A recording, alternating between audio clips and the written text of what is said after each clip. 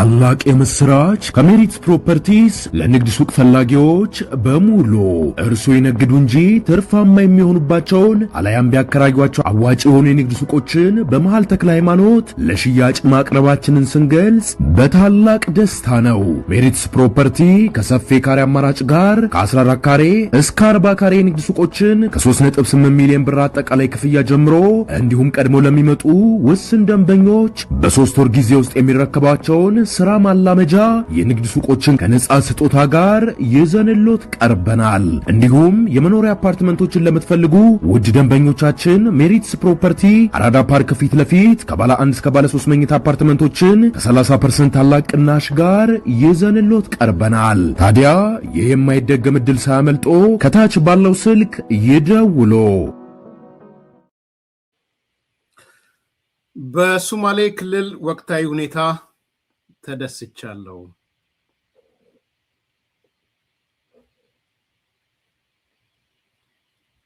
በሶማሌ ክልላዊ ወቅታዊ ሁኔታ ተደስቻለሁ።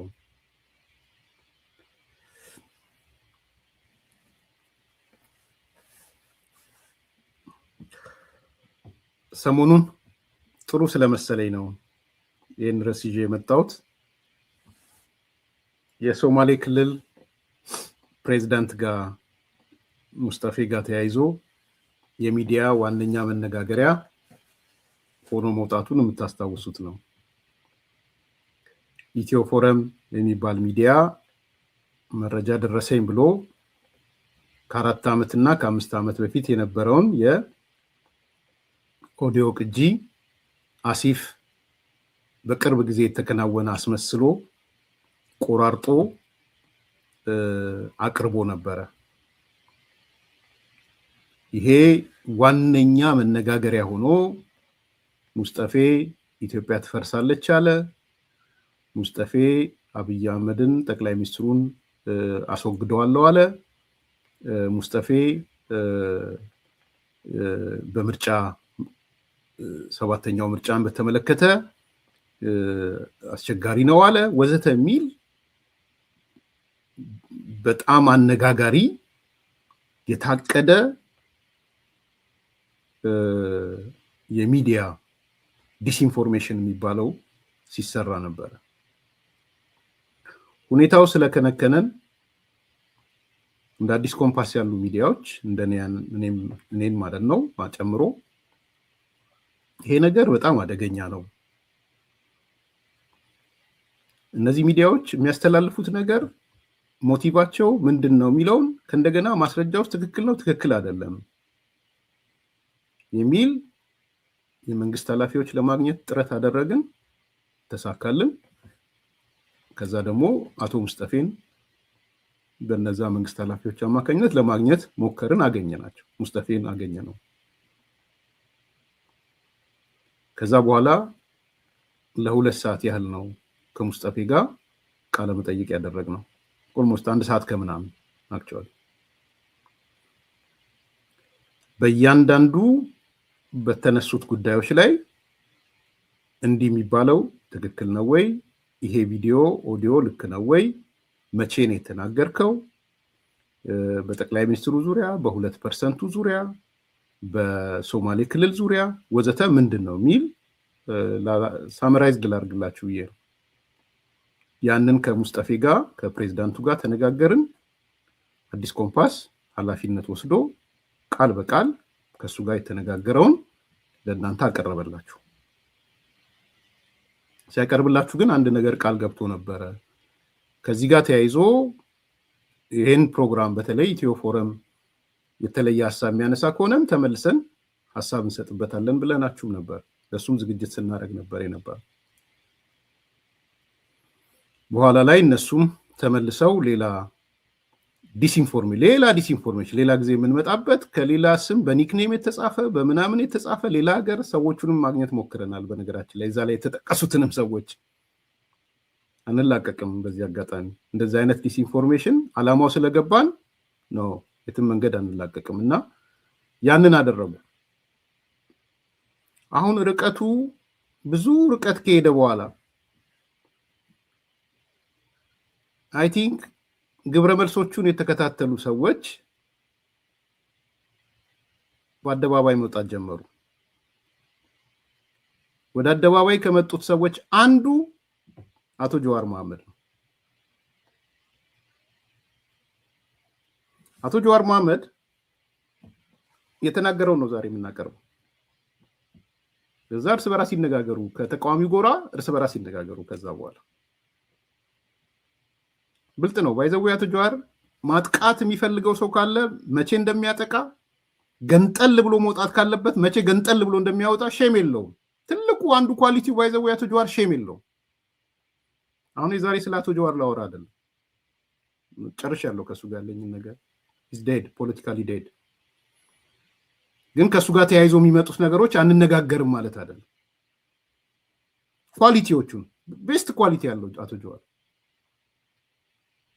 አይ ዶንት ኖ ቤስት ነው አይደለም አላውቅም። ቤስት ብዬ ማለት ይከብደኛል። እጥፍ ብሎ መሄድ የሚገዳው ሰው አይደለም።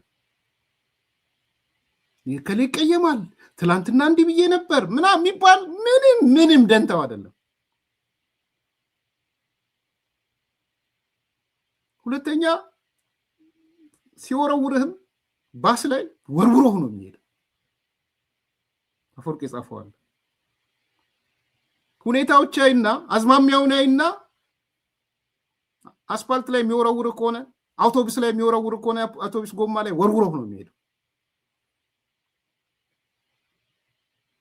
ብቻ እሱ የሚፈልጋትን ነገር ጋር ትተሳሰርለት ማለት ነው። ባይዘው ቂመኛም ነው አቶ ጀዋር፣ በጣም ቂመኛ ነው። ብዙ ሰው የማያውቀው እሱ ነው። ኢትዮ ፎረም ላይ የቆየ ቂም አለው፣ ያልበረደ ቂም አለው። ታውቃላችሁ፣ ይሄ 1 ቢሊዮን ብር ባንክ አለው የሚለው ኢንፎርሜሽን ከኢትዮ ፎረም ነው የወጣው። 990 ምናምን ሚሊዮን ምናምን ብር የሚለው መረጃ የመጀመሪያ ባለቤቱ ኢትዮ ፎረም ነው። እኔ ባለኝ መረጃ ነው የምነግራችሁ። አቶ ጀዋር ወደ 1 ቢሊዮን የሚጠጋ ብር ባንኮች ውስጥ አስቀምጧል የሚለው መረጃ የኢትዮ ፎረም ነው። እነሱ ያኔ ኢትዮጵያ ስለነበሩ በሌላ በኩል ነው ሊክ እንዲደረግ የተደረገው። እቺን ቂም አይረሳትም። ጠይቆ ደግሞ ደርሶበታል። ይሄ 1 ቢሊዮን የሚባለው አካውንቱን የወጣበት በኢትዮ ፎረም በኩል መሆኑን ያውቃል።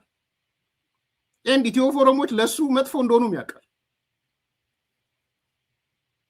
ስለዚህ ጊዜና ሰዓት ጠበቀና የአውቶቡሱ ጎማ ላይ ወረወራቸው። ለእኔ እሱ ነው፣ በኋላ አነሳላችኋለሁ። ስለዚህ ምን ብሎ መጣ? ሌላ ምክንያቶች አሉት። በሶማሌ ክልል ወቅታዊ ሁኔታ ተደስቻለሁ ብሎ መጣ።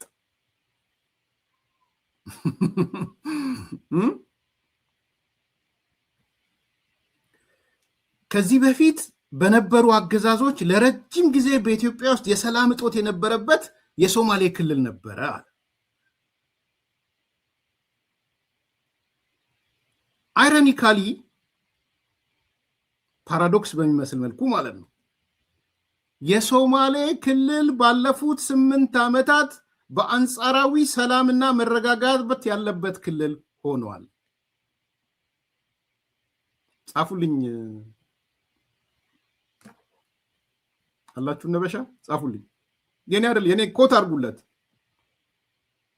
ቃል በቃል ልንገረው።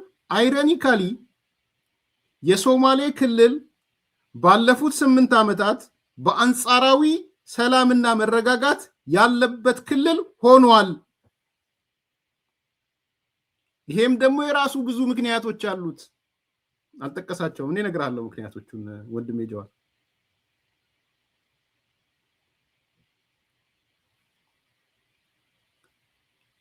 ጠቅላላ ሲሰራ የነበረውን ነገር በሙሉ በዜሮ አባዛባቸው። ኖ ከዚህ በፊት አገዛዞች ነበሩ። እነዛ አገዛዞች ለረጅም ጊዜ የሶማሌ ክልልን ሲበድሉ ኖረዋል። የሰላም እጦት እንዲኖር አድርገዋል። የሶማሌ ክልል ባለፉት አገዛዞች መከራ ውስጥ ነበረ። አሁን ግን ወለፈንዲ በሚመስል መልኩ፣ ፓራዶክስ በሚመስል መልኩ፣ አይሮኒካል በሆነ መንገድ የሶማሌ ክልል ባለፉት 8 ዓመታት በአንጻራዊ ሰላምና መረጋጋት ያለበት ክልል ሆኗል። ጄሉ ቴንኪው። ቃል በቃል ነው። ባለፉት 8 ዓመታት የምትለውን ብቻ ነው የረሳኸው ጄሉ፣ ጨምርበት። 8 ኢምፖርታንት ስለሆነች ነው ዛሬ። ባለፉት 8 ዓመታት አይሮኒካሊ የሶማሌ ክልል ባለፉት 8 ዓመታት በአንጻራዊ ሰላምና መረጋጋት ያለበት ክልል ሆኗል።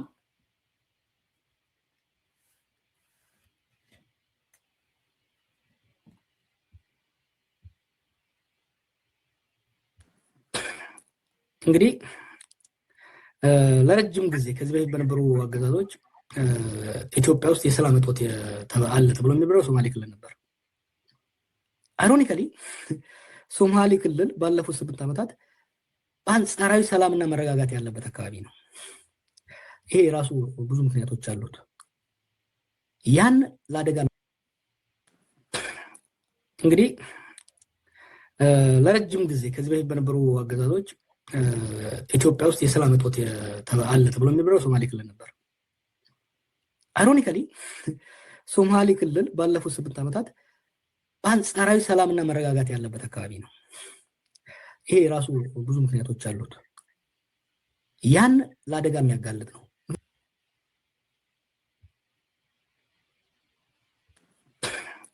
እንግዲህ ለረጅም ጊዜ ከዚህ በፊት በነበሩ አገዛዞች ኢትዮጵያ ውስጥ የሰላም እጦት አለ ተብሎ የሚብራራው ሶማሌ ክልል ነበር። አይሮኒካሊ ሶማሌ ክልል ባለፉት 8 ዓመታት በአንጻራዊ ሰላምና መረጋጋት ያለበት አካባቢ ነው። ይሄ ራሱ ብዙ ምክንያቶች አሉት።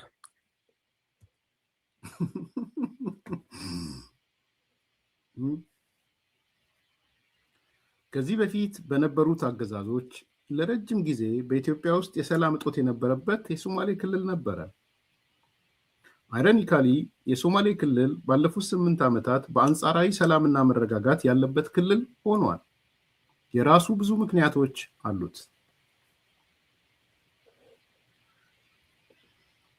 ወዶ እንዳይመስላችሁ ይሄን የሚናገረው ወዶ እንዳይመስላችሁ።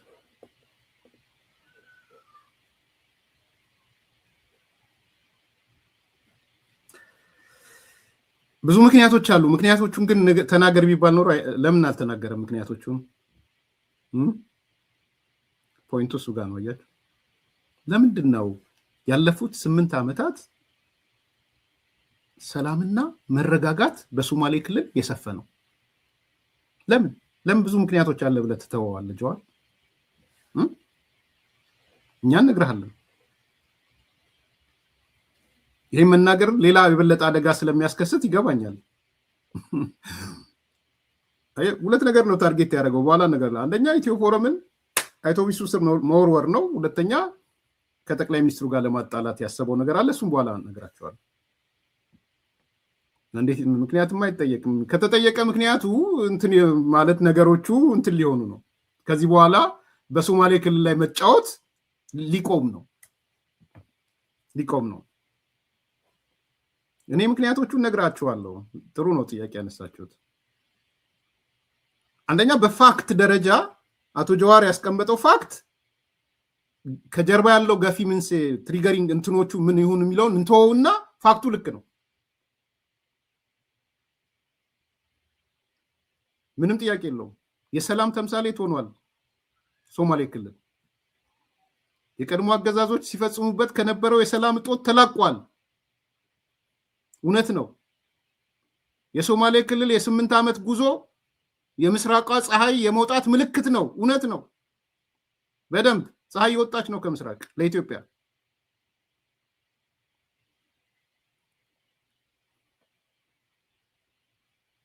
ግን ለምን? የራሱ ብዙ ምክንያቶች አሉት። እና ምንድናቸው ምክንያቶቹ? ጥሩ ጥያቄ ነው አዲስ ኮምፓሶች የጠየቃችሁት። እኔ 1 4 5 ምክንያቶች ይታዩኛል። አንደኛ የሶማሌ ክልል በአሁኑ ሰዓት በምስለኔ አይተዳደርም። ያለፉት 8 ዓመታት የሶማሌ ክልል ካገኛቸው ድሎች ሁሉ የድሎች ሁሉ ድል በምስለኔ አለመተዳደሩ ነው።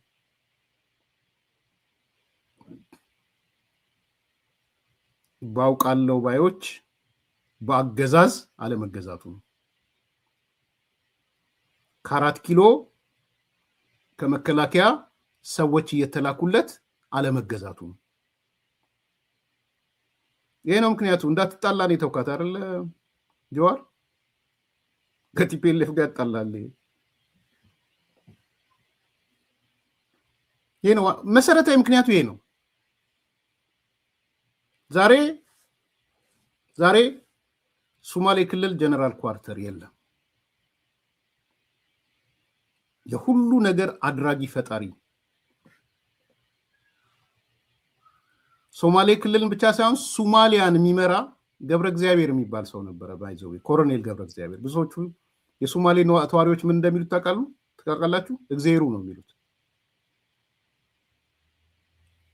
ሰውየው እኔ አብሬያት ምሰራት የነበረች የህዋት ሰው ባለቤቷ ስለሆነ በቅርበት አውቀዋለሁ። ገሬ ነው ስሙ፣ ገሬ ነው የሚሉት። ሶማሌዎች ምን እንደሚሉት ታውቃለህ? እግዚአብሔሩ ነው የሚሉት። ሶማሊያ ክልል ላይም ዋናዋ ሶማሊያም ላይ ኃላፊ ነው። ኮሎኔል ገብረ እግዚአብሔር ይባላል። ቅጽል ስሙ እንዳልኳችሁ እግዚአብሔሩ ነው የሚሉት።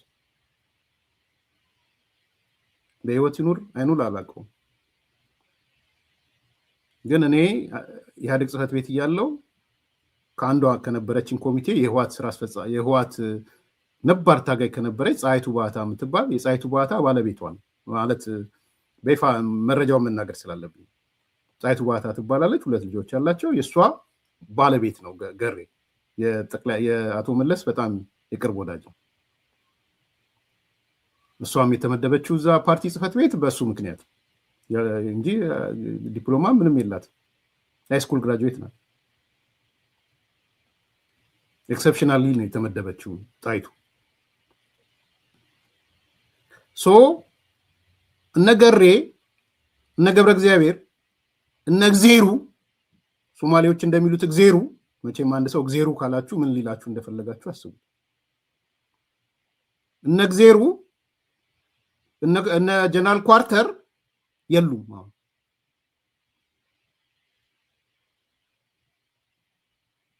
ይሄ ሚሊቴሪ ማለት ነው።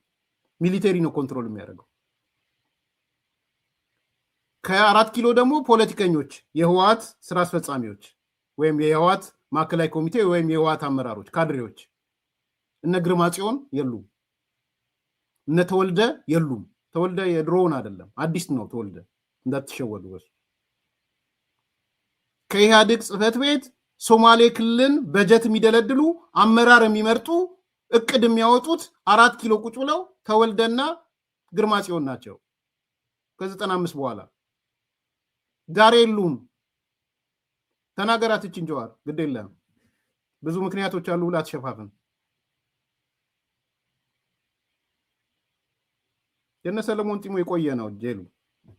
እኔ ስመጣ ኦልሞስት ከግማሽ በኋላ ወጥተዋል። ይሄ ቅርብ ነው የምነግርህ። የ97 የ98 ነው የምነግርህ። 98 99 ጀምሮ ለምሳሌ ግርማ ጽዮን የሚባለው ከትግራይ ነው የመጣው። የህወሓት ዋነኛ ቀንደኛ ታማኝ ሰው ነው ግርማ ጽዮን። ከህወሓት መጣና የየካ ከንቲባ ሆነ።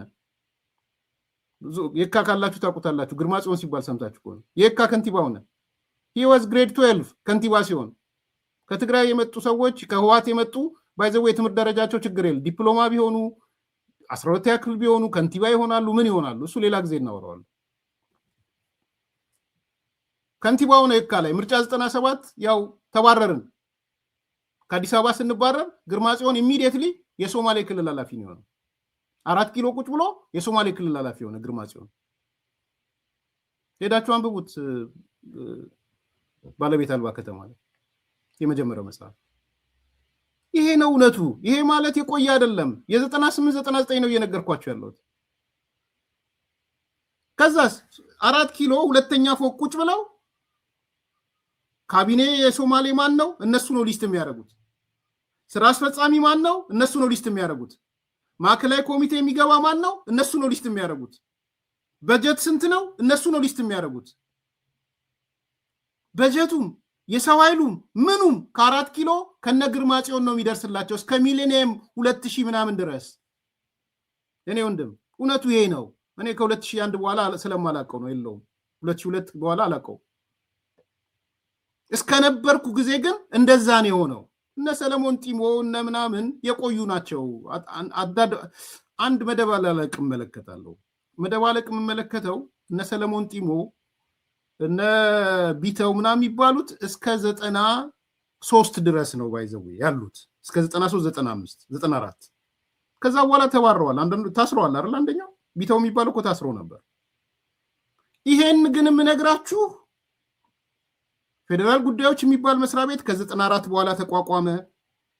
ከዛ በኋላ ምርጫ 97 ተካሄዶ ከዛ እስከ 2000 ምናምን ቀጠለ ነው የምላችሁ። እነ ግርማጽዮን የቀጠሉ ሰዎች ናቸው። እኔ ነኝ የምነግራችሁ፣ ሌላ ሰው አይነግራችሁም። ይሄን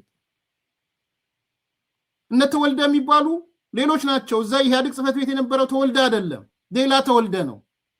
ተወልደ ቁጥር 2 በሉት። እሱ ነው አፋርና ሶማሌን የያዘው።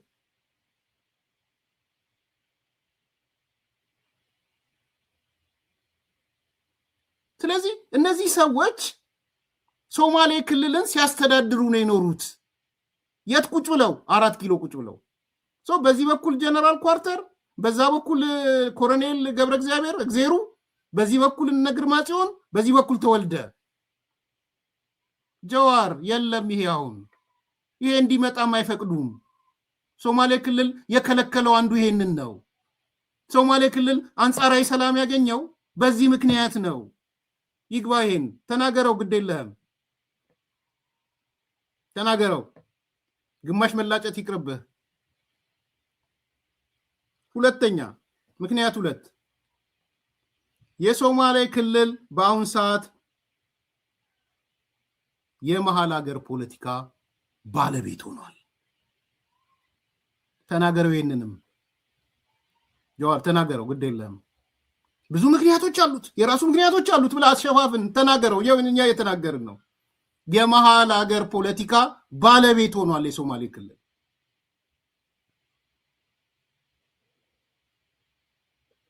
አበዳችሁ ደግሞ አሁን ዛሬ ተመልሳችሁ።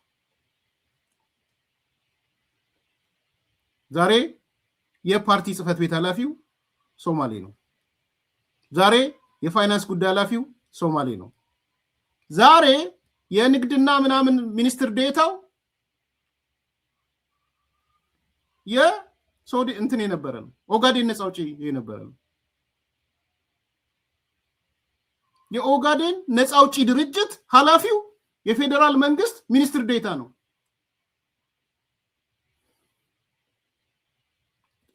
በየትኛው ዘመን ነው ያያችሁት? የኦጋዴን ነፃ አውጪ አመራር የነበረ ሰው የንግድና ኢንዱስትሪ ነው የንግድና ምናምን ሚኒስትር ዴታ ሆኖ ያያችሁበት ዘመን አለ?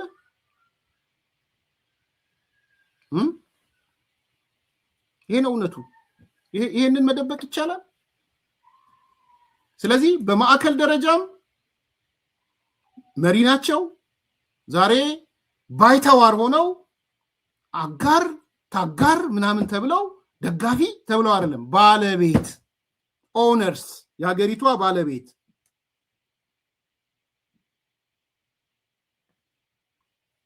ሁለተኛው ምክንያት እሱ ነው። አትፈር ጀዋር፣ ተናገር፣ ግድ የለም በግማሽ አትላጭ። ሶስተኛ ምክንያት የሶማሌ ክልል በአሁን ሰዓት የራሱን የኢኮኖሚ እምቅ አቅም በመጠቀም ላይ ነው። ማንም የሚበዘብዘው የለም። አሁን ከበዘበዙትም የሚበዘብዙት ልጆቹ ናቸው። ልጆቹ ከበዘበዙትም ተናገራትችን በግማሽ አትላጭ። አራተኛ ምክንያት በአሁን ሰዓት በአመራር ላይ ያሉት የሶማሌ ልጆች በኢትዮጵያና ኢትዮጵያዊነት ላይ የጸና እምነት አላቸው።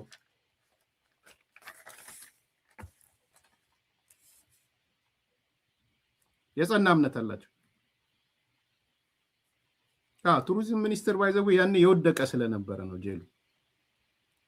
የሆነ ሰው ቱሪዝም ሚኒስቴር አይታቸው ከሆነ አፋርና ሶማሌ ወይ ቱሪዝም ሚኒስትር ነው ሚኒስትር ዴታ ነው ምናምን ነው የሚሆኑት። መሐመድ ጋስን ውሰደው ለምሳሌ። ታውቀዋለህ መሐመድ ጋስ ጄሉ? መሐመድ ጋስ ማለት የአፋር ጀግና የሚባል ሰው ነው። በነገራችን ላይ ዋሪየር መሐመድ ጋስ አንዱ አፋሮች ካላቸው የጦር ጀግና አንዱ ነው። ሲመጣ ግን ድርድር ውስጥ ምን ተደረገ? የቱሪዝም ሚኒስትር ዴታ ነው። መሐመድ ጋስን የሚያክል ትልቅ ሰው ማለት የታወቃለ አጋሮች የሚሰጣቸው ቦታ አለ። ቱሪዝም ሚኒስቴር፣ ባህልና ቱሪዝም፣ ስፖርት ምናምን ያኔ አንደርማይንስ እንትን ስለ ደረጃቸው ዝቅ ስለነበረ ቱሪዝም ማንም ይፈልገው አልነበረም በዛ ሰዓት። ህፃናትና ወጣቶች ምናምን ነው የሚሆኑት። ቢኮስ የፖለቲካ ተቋማት ለሶማሊያ አልተፈቀደም። ኢኮኖሚና ፋይናንስ ለሶማሊያ አልተፈቀደም። ይህንን ነው እየነገርኳቸው ያለሁት።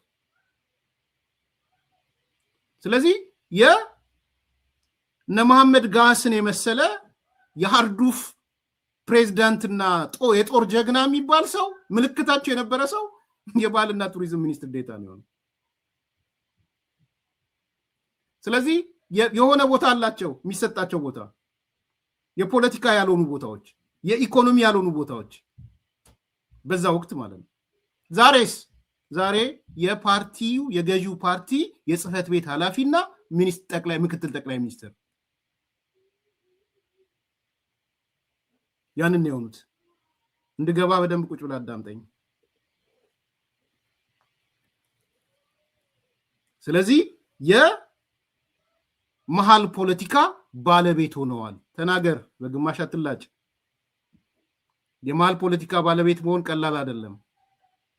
ምን እንደሚለየው ከትግራይ መተህ የመሃል ፖለቲካ አካል ከሆንክ ከአፋር መተህ የማትሆንበት ምክንያት ምንድን ነው?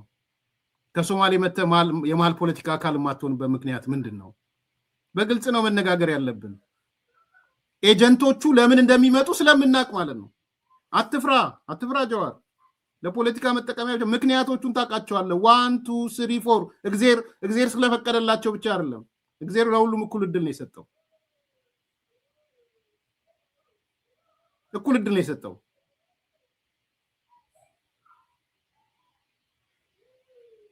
ግን ዩኒክ የሆነ አሁን የምጠቅሳቸው 1 2 3 4 የሚል ባህሪያቶች ስላመጡ ነው ክልሉ የተቀየረው። አምስተኛ የመጨረሻ ብዙ ስላለ ግን አምስተኛውን ልጥቀስ። አሁን በስልጣን ላይ ያሉት የሶማሌ ክልል አመራሮች ዓለም አቀፍ ልምድ ያላቸው፣ ዛሬና ነገን መመልከት የሚችሉ፣ ለማህበረሰቡ ሰላምና ደህንነት እንዲሁም በነፃነት መኖር አንጻራዊ በሆነ መንገድ ቅድሚያ የሚሰጡ ናቸው። ይሄ ያየነው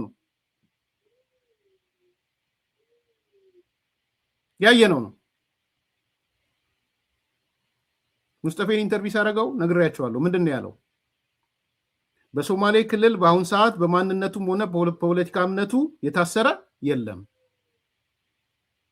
እውነት ከሆነ አውጡ፣ ውሸት ከሆነ ይሄ ሙስጠፌ የተናገረው ውሸት ነው፣ በፖለቲካ እምነታቸው የታሰራለ የምትሉ ከሆነ ንገሩን። ይሄን ግን ቃል በቃል ነገር ብሎኛል። በሃይማኖትና በብሔሩ ምክንያት እየታደነና የሚታደን አካል የለም ብሏል። በአሁን ሰዓት ባለፉት 8 ዓመታት አዎ አለ የምትሉ ከሆነ ኑና ተናገሩ። የሚታደን ሰው አለ በሃይማኖቱ በማንነቱ። ስለዚህ እነዚህ ምክንያቶች ናቸው ወንድሜ ያንን ክልል ሰላም እንዲሆን የተረጋጋ እንዲሆን ያደረገው ይሄ ነው፣ ሌላ አይደለም። ስለዚህ አንደበትህ ልክ ነው። የሶማሌ ክልል ሰላም ከሌላው በተለየ ሰላም ሆኗል። የሶማሌ ክልል ከሌላው በተለየ የተረጋጋ ሆኗል። ምክንያቶቹ ግን አሁን ያነሳዋቸው ናቸው። ቴንኪዩ ኢትዮጵያ። በምስለኔ አይተዳደርም። የመሀል ሀገር ፖለቲካ ባለቤት ሆኗል። የራሱን የኢኮኖሚ አቅም ይጠቀማል። በአመራሮቹ ኢትዮጵያዊነት የጸና እምነት፣ በኢትዮጵያዊነት ብቻ የኢትዮጵያ አንድነትም ጨምሮ ለእኛ ደህንነት ሌቨሬጅ ናት ነው ያሉት። ኢትዮጵያ እንደ አገር የሰላማችን ሌቨሬጅ ናት፣ የኢኮኖሚያችን ሌቨሬጅ ናት ብለው ነው የሚያስቡት አሁን ያሉት ሊደሮች። ዘንድ ደግሞ ኢንተርናሽናል ልምድ ያላቸው ዓለም አቀፍ ልምድ ያላቸው ናቸው። የምታውቁት ነው። ሙስጠፌም ዓለም አቀፍ ድርጅት ውስጥ ሲሰራ የነበረ ልጅ ነው። በርካታ ጽሁፎች በራሱም በኒክኔምም ሲጽፍ የነበረ ሰው ነው። ዋቴቨር ዘ ኬዝ በዛ ኢንተርናሽናሊ ፊውቸሩን ፕሪዲክት ማድረግ የሚችሉ ሰዎች ናቸው። ምክንያቱ ብዙ ምክንያት አለ ብሎ ስላልተናገረ ስላልተጠየቀም ምን ይመስላል ምክንያቶቹ የሚል እኔ ደግሞ እዚህ ስጠየቅ ምክንያቶቹ ምንድናቸው ሲባል አይ ቲንክ እኔ የሚታዩኝ በትንሹ እነዚህ 5 ምክንያት ተጨማሪ ሊኖር ይችላል ግን በጥቅሉ ንገሩ ብትሉ እነዚህ 5 ምክንያቶች ወሳኝ ናቸው ብዬ ነው ማስበው። ቀጥሎ ሁለተኛው ቪዲዮ ነው። ሁለተኛው ቪዲዮ ላይ ደግሞ ምስክርነቱን ይሰጣል አቶ ጀዋር። እንስማው ሁለተኛው ቪዲዮ ደግሞ።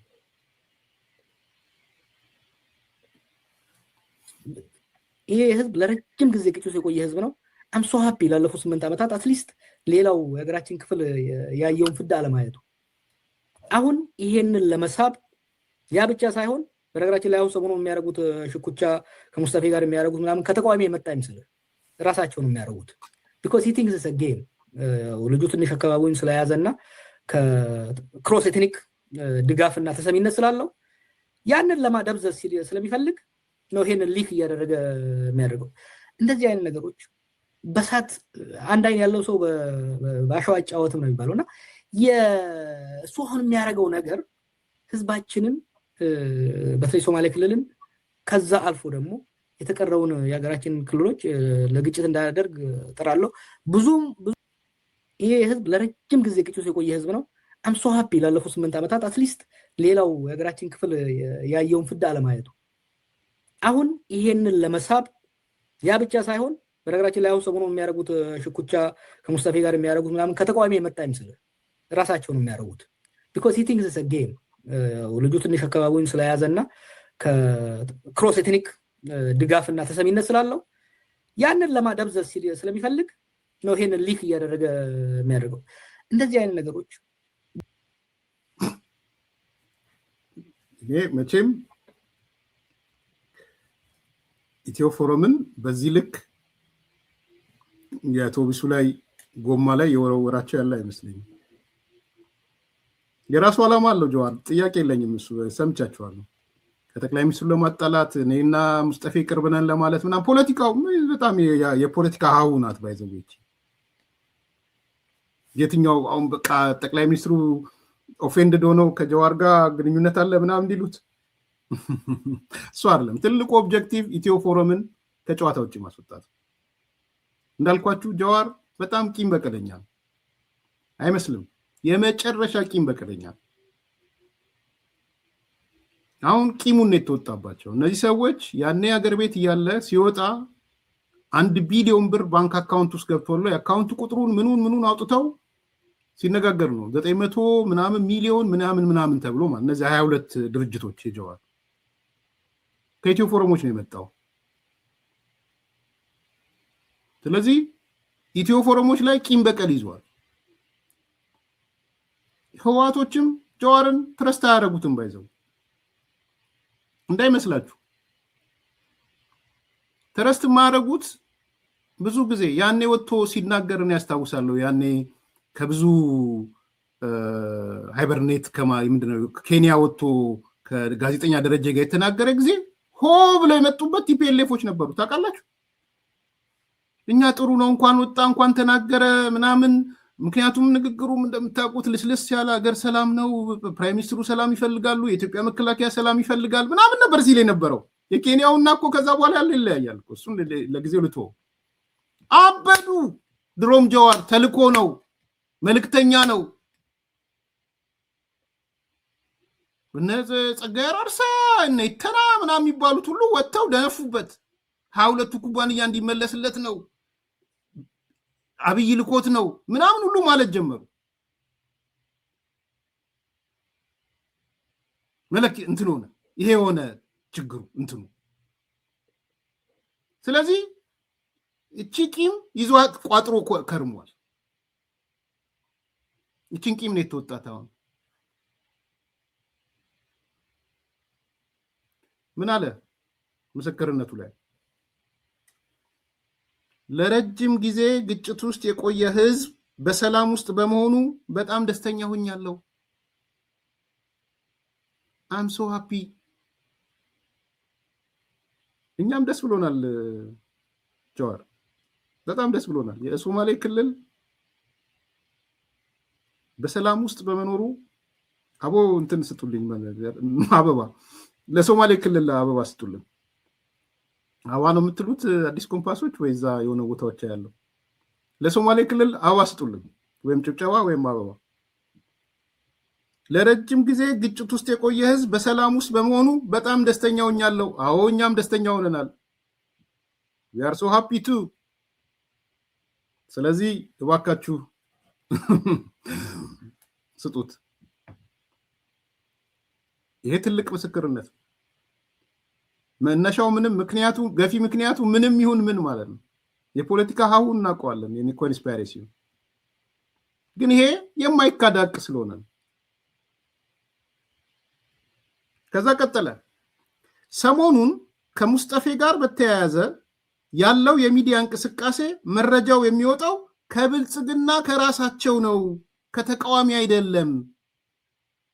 እንደ ፖለቲካ ጨዋታ ጠቅላይ ሚኒስትሩ ስላየው ነው አለ። ምን እያለ ነው? ኢትዮ ፎረም የሚባለው ሚዲያ መረጃ አግኝቶ ደረሰኝ እያለ የሚያወራው ከብልጽግና ያገኘውን ነው። አሁን ለኢትዮ ፎረም መልስ መስጠት የለበትም ለጀዋር። ጀዋር ሆይ አናቅህም ወይ? 1 ቢሊዮን ብር ስላወጣንብህ ቂም በቀል ይዘህብን ጊዜና አጋጣሚ እየጠበቅ ብለው መስጠት የለባቸው? ኢትዮ ፎረም መረጃ ያገኘው ከጠቅላይ ሚኒስትር ጽህፈት ቤት ነው። ኢትዮ ፎረም መረጃ ያገኘው ሊክ የተደረገለት ከብልጽግና ነው። ከብልጽግና የተሰጠውን አስተጋባ ማ ኢትዮ ፎረም።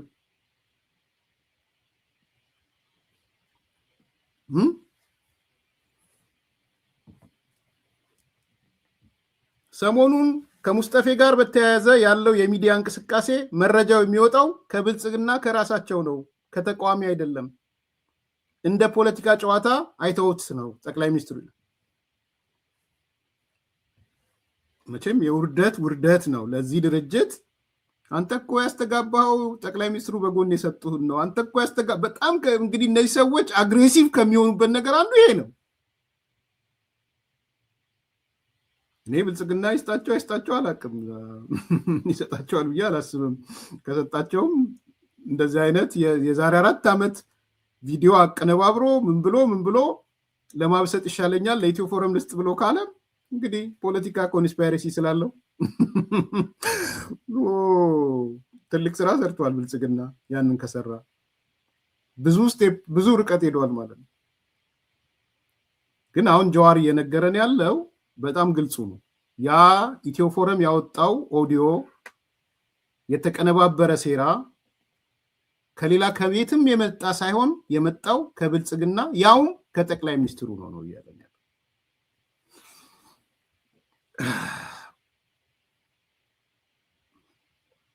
ከዛ ለምን የሚለውን ጥያቄ ደግሞ መልስ ይሰጣል እዛው። ለምንድን ነው ግን ከብልጽግና ወይም ከጠቅላይ ሚኒስትሩ እንዲህ አይነት ነገር ዶክመንት ተሰርቶ ሊክ የተደረገበት ምክንያቱንም ያስቀምጣል አቶ ጀዋር። ምን እያለ ሙስጠፌ አካባቢውን ስለያዘ ሰላም ስላረገ እና ከብሔረሰብ የተሻገረ ክሮስ ኤትኒክ ድጋፍና ተሰሚነት ስላለው ይህንን ለማደብዘዝ ስለፈለጉ ነው። ብልጽግና ወይም ጠቅላይ ሚኒስትሩ እንዲህ አይነት ዶክመንት አሰናድተው የቆየ ነገሮች ገጣጥመው ለኢትዮ ፎረም ልከው ኢትዮ ፎረም ደግሞ መረጃ ደረሰን ብሎ ያቀረበበት መሰረታዊ ምክንያት ሙስጠፌ የሚባል ሰው ሶማሌ ክልልን ስላረጋጋ፣ ሶማሌ ክልልን ሰላም ስላረገ፣ እሱ ብቻ ግን አይደለም ማለት ሙስጠፌ ማለት ከብሔረሰብ የተሻገረ ኤትኒክ ክሮስ ያደረገ ሰው ነው። ይህንን ሊያደበዝዙበት ይፈልጋሉ።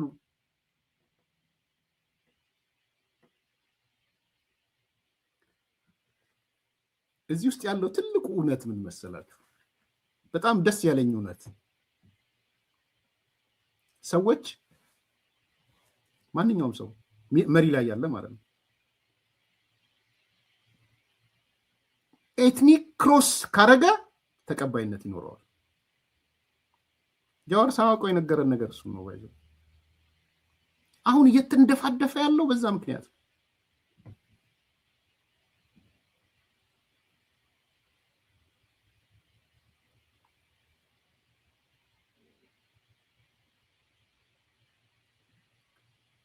ተመልከቱ። አንድ ሰው ብሔር ወይም ብሔረሰብ ተሻጋሪ አመለካከት ካለው ተቀባይነት ያገኛል። እቺን ነበረ አደብዝዘዋት የኖሩት። እኔ ሪጋርድለስ ኦፍ ሙስጠፌ በመርህ ደረጃ በፕሪንሲፕል ደረጃ የሆነ ሰው ከብሔሩ ከተሻገረ ከብሔረሰቡ ከተሻገረ ክሮስ ሴክሽናል ከሆነ ማለት ነው ወይም ክሮስ ኤትኒክ ከሆነ ምን ያገኛል? ተቀባይነት ያገኛል፣ ድጋፍ ያገኛል፣ ተሰሚነት ያገኛል። ሙስጠፌ ሶማሌ ሶማሌ ሶማሌ ሶማሌ እያለ ከሚኖር ሶማሌም አለ ከሶማሌ ተሻግሮ ሌሎቹን እነሱ አማራ የሚሏቸው ለምሳሌ ኦሮሞ ሌላው በሙሉ ስለነሱም ማሰብ ከጀመረ ምን ያገኛል? ድጋፍ ያገኛል፣ ተሰሚነት ያገኛል። ያው ጠቅላይ ሚኒስትሩም እኮ ኦሮሞ ሳይሆን ኢትዮጵያ ስላሉ ነው ተሰሚነት ያገኛል። ዛሬ ጀዋር ይሄ ገብቶታል። በነገራችን ያቺ የቆሰቆሳት ዘረኝነት እንደለኮሰች ክብሪት እንዳቃጠለችው አውቋል። ዘረኝነት ኤትኒክ የሆነው ዘረኝነት ለጊዜው ይጠቅማል። ምክንያቱም የምታሳድጉት ዘንዶ ነው። ጡጦ እያጠባችሁ የምታሳድጉት ዘንዶ ነው። ዘንዶ ካደገ በኋላ ግን ይውጣችኋል። ይሄ በፎቶ ላይ ያያችሁት ስለሆነ ማለት ጡጦ ሲያጠባው የነበረው ዘረኝነት ጠቅሞታል። በአንድ ዓመት ውስጥ 22 ኩባንያ እንዲገነባ አድርጎታል። ጀዋርን በአንድ ዓመት ውስጥ በቢሊዮን የሚጠጋ ገንዘብ ባንክ እንዲያስቀምጥ አድርጎታል። በኋላስ ዘረኝነቱ ራሱ ተመልሶ በላው። ምክንያቱም ዘረኝነት ሆዳም ነው፣ እምብርት የለውም፣ አይጠረቃም። ያያ ሆድ ነው ያለው። ትታበያለህ። ከዛ በኋላ ጀዋር መታበዩ ነው ገደል የከተተው። በዘረኝነት ታበየ፣ ደረቱን ነፋ። ማን ይችለኛል? ተረኛነን። እሱ ነው ተረኛነን ያለው። በነገራችን ላይ መንግስት ነን፣ ሁለት መንግስት ነው ያለው። የኔ መንግስት አለ፣ የጠቅላይ ሚኒስትሩ መንግስት አለ፣ የቄሮ መንግስት አለ። እንደ መንግስት ነው ያለውት። ታበየ በጣም አግበሰበሰ፣ ገንዘብ አግበሰበሰ፣ ድርጅቶች በሚያስደነግጥ መልኩ። ያ ጡጦ አጥብቶ ያሳደገው የዘረኝነት ዘንዶ ግን ጊዜ ጠበቀና በላው። ራሱን የበላው ራሱ ነው ጀዋር። ልንገራችሁ፣ ማንም አልበላው። ጀዋርን የበላው ራሱ ነው። እሱ ያሳደገው ዘንዶ ነው የበላው፣ ዘረኝነት የሚባል ዘንዶ። አሁን ሁሉ ነገር ያጣ የነጣ ሲሆን ደነገጠ። ምን አለ? ሙስጠፌን ተመለከተው። ሙስጠፌ ለምንድነው ተቀባይነት ያገኘው? ክሮስ ኤትኒክ ስለሆነ ነው አለ። ዛሬ ጀዋር ከምንም በላይ የሚጋጋጠው፣ በነገራችን ላይ ከማንም በላይ አሁን እየተጋጋጠ ያለው በአማራውና በትግራዩ ተቀባይነት እንዲያገኝ።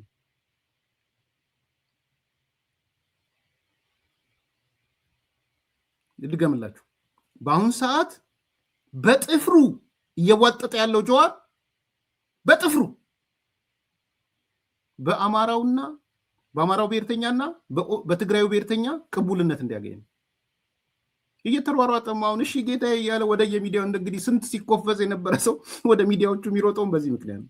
በትግራይና በአማራ ጽንፈኛ ተቀባይነት ለማግኘት ያኔ ምን ሊሆን ነው? ክሮስ ኤትኒክ ነኝ ብሎ ሊመጣ ማለት ነው።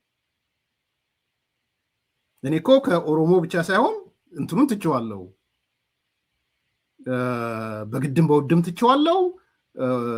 ኦሮሞ ሀገርም መሆን ይችላል፣ ከኢትዮጵያ ጋር መኖር ይችላል፣ ሁለቱም እኩል ያማወጣዋል ምናምን የሚለውን ትቻለሁ። ኢትዮጵያ አውቶ ኦሮሚያ ትቼዋለሁ። ስለዚህ አሁን ምን ሆነ? እንደውም የኢትዮጵያ ችግር 50 30 20 ነው አለ። ክሮስ ሴክሽናል ነው አለ። ይህ ከብሔር የተሻገረ ስለ ኢኮኖሚ እናወራለን። አሁን ጭንቀቱ የአማራ ጽንፈኛ ይቀበለኛል አይቀበለኝም፣ የትግራይ ጽንፈኛ ይቀበለኛል አይቀበል። ይሄ የመጨረሻ ጭንቀቱ እሱ ሆኗል። አሁን ክሮስ ሴክሽናል የሆነው ለዛ ነው። ስለዚህ አሁን ምን ብሎ መጣ? ሙስጠፌ ተቀባይነት ያገኘው ክሮስ ኤትኒክ ስለሆነ ነው ብሎ መጣ። በዚህ ብልጽግና ለምን እንደሚከፋው ጠቅላይ ሚኒስትሩ ለምን እንደሚከፋው በዚህ ጠቅላይ ሚኒስትሩ በዚህ ከተከፋ እኮ ጠቅላይ ሚኒስትሩ ብሔርተኛ ነው ማለት ነው። እኔ ብሔርተኛ ሆኜ ሳበቃ አሁን ጠቅላይ ሚኒስትሩ ለሆንና በጀዋር ሐሳቤ ማለት ነው እኔ ብሔርተኛ ሆኜ ሳበቃ እንዴት ሙስጠፌ ክሮስ ኤትኒክ ይሆናል ብሎ ተናዷል ማለት ነው ጠቅላይ ሚኒስትሩ። ገብቷችኋል አባባሉ? በብልጽግና ውስጥ ክሮስ ኤትኒክ መሆን ያሸልማል ወይስ ያስከስሳል? እስቲ ያግዙኝ አዲስ ኮምፓሶች። በብልጽግና ውስጥ አንድ ሰው ከብሔሩ ተሻጋሪ ሆኖ ማሰብ ከቻለ መገናኘት ከቻለ ያስከስሰዋል ወይስ ያስሞግሰዋል? ይሄ ነው እኮ መሰረታዊ ጥያቄ። በጣም ኮር ፖይንቷችን ናት። በነገራችን ላይ አንድ ሰው ብልጽግና ውስጥ ከፍተኛ አመራር ሆኖ ከብሔሬ ተሻግሬ ማሰብ ፈልጋለሁ ካለ ይባረራል ወይስ ይሸለማል? ይወቀሳል ወይስ ይሸለማል? ከብሔር ፓርቲዎች የሚለየው ብልጽግና በዚህ ነው። ልንገራችሁ። ለምሳሌ ኦነግ ውስጥ ሆናችሁ ኦነግ የነ ጃልማሮ የሚሆን የኦቦ ዳውድ ውስጥ ሆናችሁ ከብሔር የተሻገረ አይምሮ ካላችሁ ትባረራላችሁ። የገባችሁ ነው? ከብሔር የተሻገረ ሐሳብ ካላችሁ አፋብን አማራ ፋኖ ብሔራዊ ንቅናቄ የነዘመነ የናስረስ ውስጥ አባል ሆናችሁ አመራር ሆናችሁ ከአማራ የተሻገረ አስተሳሰብ ካላችሁ ትባረራላችሁ። እስክንድር የተባረረው በዛ። ሌላ ነገር ተጨማሪ ሊኖረው ይችላል። የህወሓት አባል ሆናችሁ ከትግራይ ወይም ራሱ ከህወሓት የተሻገረ አስተሳሰብ ካላችሁ ትባረራላችሁ።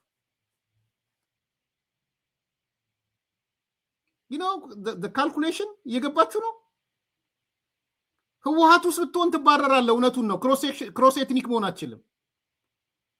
የአማራ ጽንፈኛ ፋኖ ምናምን ውስጥ ሆነ ክሮስ ኤትኒክ መሆን አትችልም። ኦነግ ውስጥ ሆነ ወይም ኦነግ ሸኔ ውስጥ ሆነ ክሮስ ኤትኒክ ልትሆን አትችልም። ልትሆን የምትችለው ዘረኛና ዘረኛ ብቻ ነው የምትሆን። አያሸልምም፣ ያባርርሃል። ከተጋሩ አስተሳሰብ ወይም እነሱ ተጋሩ በሚሉት እሳቤ ውስጥ ካልገባ ህወሓት ውስጥ ያባርርሃል። ከሃዲ ነው የምትባለው። አፋብን ውስጥ ኢትዮጵያዊነት ወይ ሌሎቹንም አብሮ መስራት ምናምን ብትል የአማራ ብሔርተኛ ጠላት ነው የምትባለው። ኦነግ ውስጥ የኦነግ አስተሳሰብ ኦሮሞ ብለህ መገንጠል ምናምን ካላልክ አንተ ራስን የሸጥክ ነው የምትባለው። የሸጥክ የማን ልጅ ነው የሚሉ አንድ ጀግና ሰው አለ፣ ብዙ ጊዜ ስሙ የሚጠራ የእንትና ልጅ ይለዋል። የተለመደ ነበረ በነገራችን ላይ የዴል ረሳው ነው እንዴ የጎበና ልጅ ይለዋል። የሚወጡና የጎበና ልጅ እኔ ደጋግሞ እኮ ነው የጎበና ልጅ የሚሉ።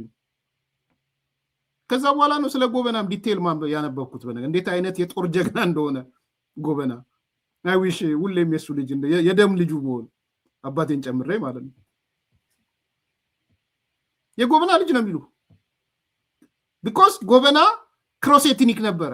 ኢትዮጵያዊነት ነው የሚያስበው። ስድብ በጣም የሚያሸማቅቅ ስድብ ነበር ባይዘው የጎበና አሁንም ያሸማቅቃል። የጎበና ልጅ ማለት ታውቃላችሁ? ሐውልት ሊሰራለት የሚገባ ሰው ጎበና። የጎበና ዳጬ ልጅ ትባላላችሁ። እና የሆነ አዲስ የመጣው ምንም ሳያውቅ ይሄ ጎበና ልጅ ይላችኋል። ይመጣል። ጎበና ማለት ግን ክሮስ ኤትኒክ ማለት ነው። ስለዚህ ልክ ነው ጀዋር፣ በብሔርተኛ ድርጅት ውስጥ ሆነህ ክሮስ ኤትኒክ መሆን አትችልም አመራር። አሁን ጥያቄው ምንድን ነው? ብልጽግና ውስጥ ሆነህ ክሮስ ኤትኒክ መሆን አትችልም ወይ ነው ጥያቄ። እኔ እስከማውቀው ብልጽግና ክሮስ ኤትኒክ ነው። በአስተሳሰብም ደረጃ ክሮስ ኤትኒክ ነው። ባንዳ እንደማለት የጎበና ልጆች ይሉና ባንዳ ይሏቸዋል እኮ እንዴ ሌሎቹንም እነሱ ጋር እኮ የኦሮሞ ጽንፈኛው ነው እኮ ጀግና ለነሱ በጣም በጣም ኤክስትሪም ጽንፈኛው ጀግናቸው ነው ስለዚህ ወደ ነጥብ ልምጣና ክሮስ ኤትኒክ ስለሆነ ነው የጠሉት የተናደዱበት ሙስጠፌን ክሮስ ኤትኒክ ስለሆነ ነው ከብሔሩ ስለተሻገረ ነው ከሶማሌ ስለተሻገረ ነው ሲሉ እየነገረን ያለው ጀዋር ብልጽግና ታዲያ የዘረኛ ድርጅት ነው ማለት ነው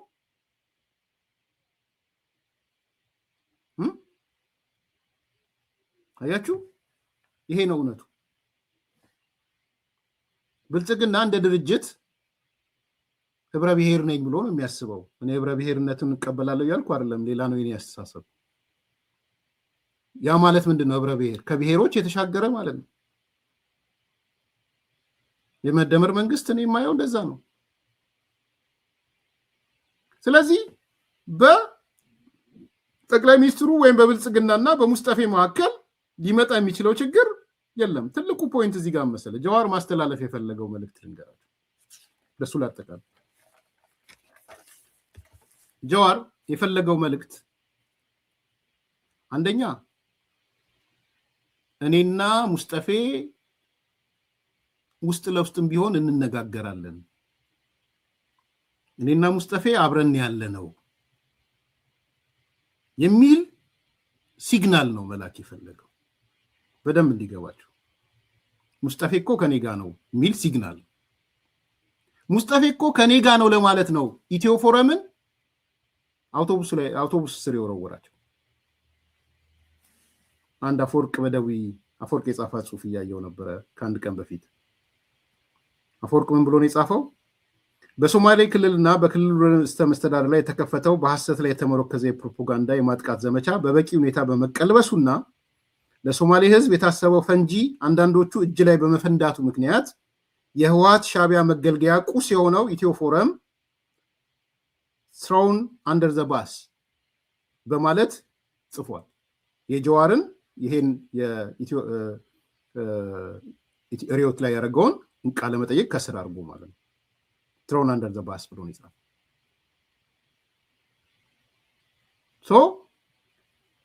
ኢትዮ ፎረምን ባሱ ስር በመወርወር እኔና ሙስጠፌ እኮ ጥሩ ሪሌሽን አለን የሚለው ነው ማሳየት የፈለገው እንዴት ነው ኢትዮ ፎረምን ባሱ ስር የወረወረው እናንተ እኮ ማለት መረጃ የሚደርሳችሁ ከብልጽግና ነው እናንተ እኮ መረጃ ይደርሳችሁ ከጠቅላይ ሚኒስትሩ ነው ተቀነባብሮ የተሰጣችሁ ከፕራይም ሚኒስትር ኦፊስ ነው ብሎ ነው ያላቸው በቃ ከዚህ በላይ እኮ ኢትዮ ፎረምን መግደል የለም ባይዘው ግን ለሱ ኢትዮ ፎረምን ገሎ ቢኮዝ ታርጌቱ ጠቅላይ ሚኒስትሩ ስለሆነ ጠቅላይ ሚኒስትሩ እንዲደነግጥ ስለ ሙስጠፌ ጀዋር ፖዚቲቭ ነገር አወራ እና ይሄን ሊያወራ የሚችለው ከሙስጠፌ ጋር ሪሌሽንሺፕ ቢኖረው ነው አይ ቲንክ እንዳንተ ጅል አይመስለኝም እንደ ጀዋር ተራ በተራ ሁሉንም የዘረረው ጅል መስሎ መሰለኝ ጠቅላይ ሚኒስትሩ እውነትን ነጋገር ያው ዛሬ 8ኛ ዓመት ስለሆነ ሞኝ መስሎ ጅል መስሎ የማይችል መስሎ ጠቅላላ ከጨዋታ ውጭ ሁሉንም ያስወጣው እንዳየሁት ሶቺ አይነት በጣም በጣም ሲምፕል የሴራ ፖለቲካ አትገባውም ብዬ ለማለት ስለዚህ አሁን ምንድነው ኢትዮ ፎረምን ገደል ልክተታቸው ዶርቡራቸው አውቶቡስ ውስጥ እንዳለው አፈወርቅ ስሮን አንደር ዘ ባስ ከወረወርኳቸው በኋላ ግን እኔ ከፍ ብዬ ከሙስጠፌ ጋር ጥሩ ሪሌሽንሺፕ እንዳለኝ ላሳይ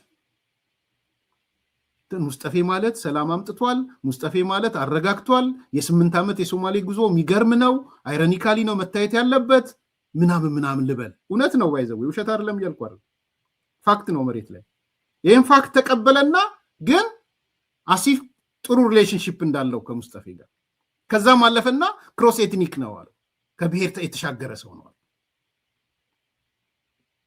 ስለዚህ ጨዋታው ይገባናል ጨዋታው በደንብ ነው የሚገባን ጨዋታው ግን ሙስጠፌ ያደረጋቸው ነገሮች እውነተኛ ለውጥ አምጥተዋል መሬት ላይ ያለው እውነት የተነጠፈው እውነት ነው። ይሄ እውነት ደግሞ ለብልጽግናም ክብር ነው እኮ ለብልጽግና። ይሄ የጦርነት ምልክት የነበረ፣ የሰላም እጦት ምልክት የነበረ፣ የዝርፊያ ምልክት የነበረ፣ የጄል ኦጋዴን ሰዎች ከእባብና ከጅብ ጋር ሲታሰሩ የነበረ ክልል ተቀይሮ የሰላምና የመረጋጋት ሆነ ሲባል ብልጽግናን ከፍ ያደርገዋል ወይስ ቁልቁለት ይወስደዋል?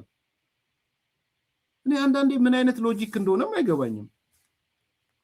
ማለት በሶማሌ ስኬት፣ በሶማሌ ክልል ስኬት ብልጽግና ደረቱን ይነፋል ወይስ ኩስምን ይላል? ጠቅላይ ሚኒስትሩ ይከፋዋል ወይስ ደስ ይለዋል?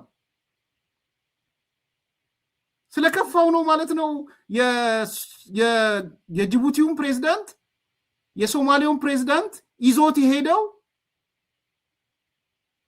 ሄደው ና ሶማሌ ክልልን ተመልከት፣ ና ከጅቡቲ አምጥቶ ከሞቃዲሾ አምጥቶ እናንተም ሶማሌ ያላችሁ እኛም ሶማሌ ያለን እንዲህ ተለውጠናል ብሎ ሶማሌ ክልልን ያሳየው በዚህ ምክንያት ነው? ሙስጠፌ ለሰራችሁት ስራ ድንቅዬ ስራ እናመሰግናችኋለን ያለው እንዴ ኩራቱ አይደለም እንዴ? ክብሩ አይደለም እንዴ? የውርደቱ እንዴ? አሁን ቆይ አማራ ክልል ያለበት ቀውስ ነው ለብልጽግና ስኬት ወይስ ሶማሌ ክልል ያለው አቺቭመንት ነው ለብልጽግና ስኬት? አይ ፍረዱ፣ እንድትፈርዱም ስለፈለኩ ነው። ብልጽግና የሆነ ቦታ ቢደርስ ሪፖርት ቢያቀርብ ኢንተርናሽናል ሄዶ አውሮፓ ህብረት ሄዶ ሌላ ቦታ ሄዶ ስለ ክልሎቹ ሪፖርት ሲያቀርብ ሶማሌ ክልልን በምሳሌ ሲያመጣ እያፈረና አንገቱን እየደፋ ነው የሚያቀርበው ነው ወይስ በደረቱን ነፍቶ ትላንትና የተገለለ አይሶሌትድ የነበረ ፖለቲካሊም ኢኮኖሚካሊም ተገሎ የነበረ አካል ውስጣችን ከተነው ይሄ ሁሉ ውጤት መጣ? የክብር መገለጫው ነው ሶማሌ ክልል ወይስ የውርደት መገለጫው ነው? በዚህ ሰዓት ያለፉት 8 ዓመታት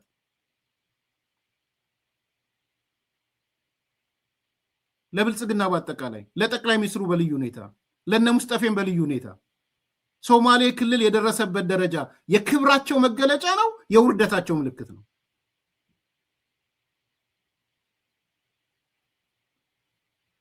ስለዚህ አንዳንዴ ነገሮችን ራቅ አድርገህ ስታስበው አሁን ነጀዋር በለቀቀው ኢትዮ ፎረምን ጭቃ በጭቃ ጎትቶ ጭቃ ለጭቃ ነው የጎተተው። ባይዘው ጭቃ ለጭቃ ይሄ ጭቃ የሆነበት ቦታ ላይ እግርህን ይዘህ እንደምትጎትተው ኢትዮ ፎረም እንደዛ ነው የጎተተው። በጣም እኔ እነሱም ቢሆን ከምሬን ነው የምለው። እናንተ እኮ መረጃ የምትወስዱት ከብልጽግና ነው፣ ተቀነባብሮ ቪዲዮ የሚሰጣችሁ ከብልጽግና ነው ተብለው ለጌታም ጌታ አለው መሰለኝ። ላይክ አርጉ፣ ሰብስክራይብ አርጉ፣ ሼር አርጉ። በጣም ይቅርታ ጠይቃለሁ። ራሱን የቻለ ትልቅ ዶክመንት ነው የአፋብን የ12 ገጽ የምርመራ ዶክመንት በዚች ደቂቃ ውስጥ ማቅረብ አልችልም። ነገ ሌሎች ነገሮች ጨምረን ግን እሱን ሰፋ አድርገን ምን አይነት አደገኛ ግምገማ እንዳደረጉ አነሳላችኋለሁ። ስለ ገዢው ፓርቲ ላይ ያላቸው ተበልጠናል ነው የሚሉት። በቴክኖሎጂ በዘመናዊ ምናምን አደጋ ውስጥ ገብተናል፣ ቁልፍ ቦታዎችን አተናል ምናምን የሚል ግምገማን የገመገሙት 12 ገጽ ነው። የ12 ገጽ እጃችን ነው የገባው፣ ከራሳቸው ነው በእጃችን ላይ የገባው። እንደምታውቁት እኛ ዶክመንት ቬሪፋይ አድርገን ነው የምናመጣው። በ2-3 ክሮስ አድርገን አረጋግጠን የያዝነው የ12 ገጽ ዶክመንት አለ እነ አፋብን የገመገመበት ማለት ነው። እሱን ነገ ይዤው እመጣለሁ። ሌሎች ነገሮችን ጨምረን እንነጋገርበታለን። ለዛሬው በዚህ በቃ። መልካም ቀን። ታላቅ የምስራች ከሜሪት ፕሮፐርቲስ ለንግድ ሱቅ ፈላጊዎች በሙሉ እርሶ ይነግዱ እንጂ ትርፋማ የሚሆኑባቸውን አላያም ቢያከራዩአቸው አዋጭ የሆኑ የንግድ ሱቆችን በመሃል ተክለ ሃይማኖት ለሽያጭ ማቅረባችንን ስንገልጽ በታላቅ ደስታ ነው። ሜሪትስ ፕሮፐርቲ ከሰፊ ካሬ አማራጭ ጋር ከ14 ካሬ እስከ 40 ካሬ የንግድ ሱቆችን ከ3.8 ሚሊዮን ብር አጠቃላይ ክፍያ ጀምሮ እንዲሁም ቀድሞ ለሚመጡ ውስን ደንበኞች በ3 ወር ጊዜ ውስጥ የሚረከባቸውን ስራ ማላመጃ የንግድ ሱቆችን ከነጻ ስጦታ ጋር ይዘንሎት ቀርበናል። እንዲሁም የመኖሪያ አፓርትመንቶችን ለምትፈልጉ ውድ ደንበኞቻችን ሜሪትስ ፕሮፐርቲ አራዳ ፓርክ ፊት ለፊት ከባለ 1 እስከ ባለ 3 መኝታ አፓርትመንቶችን ከ30% ታላቅ ቅናሽ ጋር ይዘንሎት ቀርበናል። ታዲያ ይህ የማይደገም ዕድል ሳያመልጦ ከታች ባለው ስልክ ይደውሉ።